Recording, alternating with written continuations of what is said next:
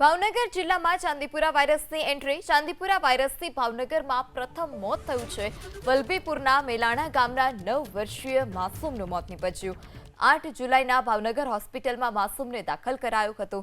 9 જુલાઈના સારવાર દરમિયાન મોત નીપજ્યું। મૃતક બાળકનો ચાંદીપુરા વાયરસનો રિપોર્ટ પોઝિટિવ આવ્યો હતો।